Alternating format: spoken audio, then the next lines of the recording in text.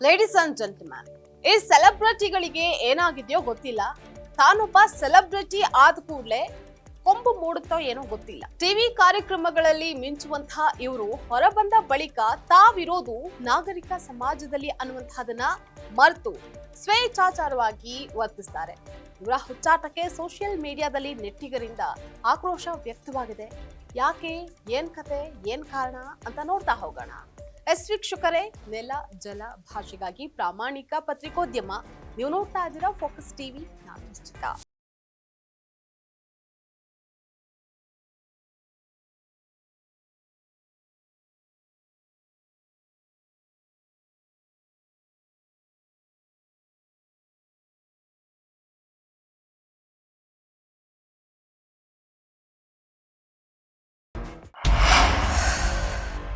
ಈ ಟಿವಿ ಮನರಂಜನಾ ಕಾರ್ಯಕ್ರಮ ಬಿಗ್ ಬಾಸ್ ಎಲ್ಲೆಡೆ ತೀವ್ರ ಚರ್ಚೆಗೆ ಕಾರಣವಾಗ್ತಾ ಇದೆ. ಯಾಕಂತ ಅಂದ್ರೆ ಅದರಲ್ಲಿ ಪಾಲ್ಗೊಳ್ಳುವಂತಹ ಸ್ಪರ್ಧಿಗಳು ಹೊರಬಂದ ಬಳಿಕ, ಅದಾದ ನಂತರವೂ ಕೂಡ ಅವರು ನಡೆದುಕೊಳ್ಳುವಂತಹ ಸ್ಟೈಲ್ ಆಗಿರ್ಬೋದು ಎಲ್ಲರನ್ನ ಮಾತಾಡುವಂತೆ ಮಾಡಿದೆ. ಹೀಗಾಗಿ ಇದೀಗ ಬಿಗ್ ಬಾಸ್ ಹುಡುಗ ರಜತ್ ಮತ್ತೊಮ್ಮೆ ಜನರ ಕೆಂಗಣ್ಣಿಗೆ ಗುರಿಯಾಗಿದ್ದಾರೆ. ಮೈಸೂರಿನ ಹಳೆ ಪಾರಂಪರಿಕ ಕಟ್ಟಡದಲ್ಲಿರುವಂತಹ ಜಿಲ್ಲಾಧಿಕಾರಿ ಕಚೇರಿಯ ಎದುರಲ್ಲಿ ರಜತ್ ಕೈಯಲ್ಲಿ ಉರಿತಾ ಇರುವಂತಹ ಸಿಗರೆಟ್ ಅನ್ನ ಹಿಡ್ಕೊಂಡು ಪೋಸ್ಟ್ ಅನ್ನೊಂದನ್ನ ಹಾಕೊಂಡಿದ್ದಾರೆ.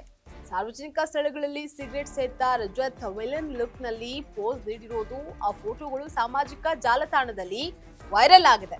ರಜತ್ನ ಈ ರೀತಿಯ ಫೋಟೋಗಳನ್ನ ಕಂಡು ನೆಟ್ಟಿಗರು ಗರಂ ಆಗಿದ್ದಾರೆ.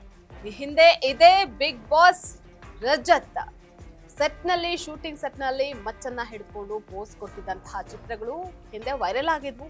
ಆಗೀತ ಜೈಲಿಗೆ ಕೂಡ ಹೋಗಿ ಬಂದಿದ್ದ, ಬೇಲ್ ಮೇಲೆ ಬಿಡುಗಡೆ ಆಗಿದ್ದ.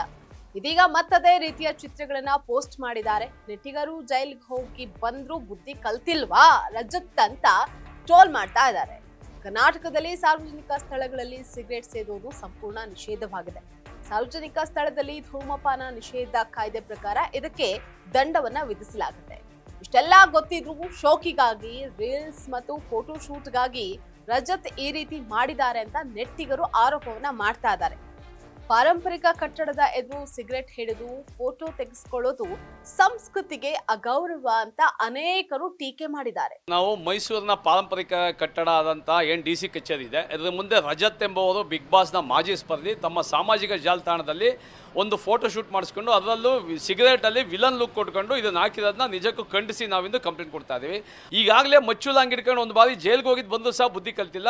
ಇವ್ರ ಮೇಲೆ ಸೂಕ್ತ ಕ್ರಮ ಕೈಗೊಳ್ಳಬೇಕು, FIR ಹಾಕಬೇಕು. ಮತ್ತೆ ಯಾರು ಈ ರೀತಿ ಮಾಡದೇದಂಗೆ ಒಂದು ದೊಡ್ಡವಾದ ಕಟ್ಟುನಿಟ್ಟಿನ ಶಿಕ್ಷೆಯನ್ನು ವಿಧಿಸಬೇಕು ಅಂತ ನಾವಿಂದು ಇವರಿಗೆ ಕಂಪ್ಲೇಂಟ್ ಅನ್ನ ಕೊಟ್ಟಿದ್ದೀವಿ. ಬಿಗ್ ಬಾಸ್ ಸ್ಪರ್ಧಿಗಳ ಪೈಕಿ ಕೆಲವರು ತಮ್ಮನ್ ತಾವು ಏನ್ ಅಂದ್ಕೊಂಡಿದಾರೋ ಗೊತ್ತಿಲ್ಲ. ಬಿಗ್ ಬಾಸ್ ಸ್ಪರ್ಧೆಯಲ್ಲಿ ಪಾಲ್ಗೊಂಡ್ರೆ ಸಾಕು, ಖ್ಯಾತಿ ಸಿಗುತ್ತೆ, ಸರಿ. ಇಂಥವರು ಸಮಾಜಕ್ಕೆ ಹಾಗೆ ಜನರಿಗೆ ಮಾದರಿಯಾಗಿ ಇರಬೇಕೇ ಹೊರತು ಇಂಥವರು ನಡೆಸುವಂತಹ ಹುಚ್ಚಾಟದಿಂದ ಸ್ವಾಸ್ಥ್ಯ ಸಮಾಜದ ಮೇಲೆ ದುಷ್ಟ ಪರಿಣಾಮ ಬೀರುತ್ತೆ. ಇಂತಹ ಸೆಲೆಬ್ರಿಟಿಗಳಿಂದ ಬಿಗ್ ಬಾಸ್ ಕಾರ್ಯಕ್ರಮದ ಮೇಲೂ ಕೂಡ ಕಪ್ಪು ಚುಕ್ಕಿ ಬೀಳುತ್ತೆ. ಬಿಗ್ ಬಾಸ್ ಕಾರ್ಯಕ್ರಮದ ಮೂಲಕ ಸಮಾಜಕ್ಕೆ ಏನ್ ನೀಡ್ತಾ ಇದ್ದೀವಿ, ಹಾಗೆ ಏನನ್ನ ಹೇಳೋದಕ್ಕೆ ಹೊರಟಿದೀವಿ ಅಂತ ಹೇಳಿ ಜನರು ನೀವು ಹೇಳೋದಕ್ಕೆ ಹೊರಟಿದ್ದೀರಾ ಅಂತ ಕೇಳ್ತಾ ಇದ್ದಾರೆ. ಬಿಗ್ ಬಾಸ್ ಕಾರ್ಯಕ್ರಮದಲ್ಲಿ ಪಾಲ್ಗೊಳ್ಳುವಂತಹ ಸ್ಪರ್ಧಿಗಳಿಗೆ ಚಿತ್ರದಲ್ಲಿ, ಧಾರಾವಾಹಿಗಳಲ್ಲಿ ಸೇರಿದಂತೆ ಹಲವಾರು ಮನರಂಜನಾ ಕಾರ್ಯಕ್ರಮಗಳಲ್ಲಿ ಅವಕಾಶವನ್ನ ಪಡೆದುಕೊಳ್ತಾರೆ. ಆದ್ರೆ ಬಿಗ್ ಬಾಸ್ ನಿಂದ ಹೊರಬಂದ ನಂತರ ಸಮಾಜದಲ್ಲಿ ಜವಾಬ್ದಾರಿಯುತವಾಗಿ ನಡೆದುಕೊಂಡು ಇತರರಿಗೂ ಸಹ ಅವರು ಮಾದರಿಯಾಗಿರ್ಬೇಕು.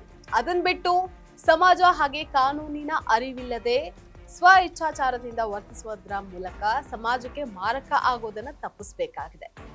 ಒಟ್ಟಾರೆ ಬಿಗ್ ಬಾಸ್ ಮೂಲಕ ಹೊರಬರುವಂತಹ ಸ್ಪರ್ಧಿಗಳು ಮಾದರಿಯಾಗಿರ್ಬೇಕು ಅನ್ನುವಂತಹದ್ದೇ ಎಲ್ಲರ ಆಶಯ. ಇದಾಗಿತ್ತು ಇವತ್ತಿನ ಫೋಕಸ್ ಸ್ಪೆಷಲ್ ಸ್ಟೋರಿ. ನೆಲ ಜಲ ಭಾಷೆಗಾಗಿ ನೋಡ್ತಾ ಇರಿ.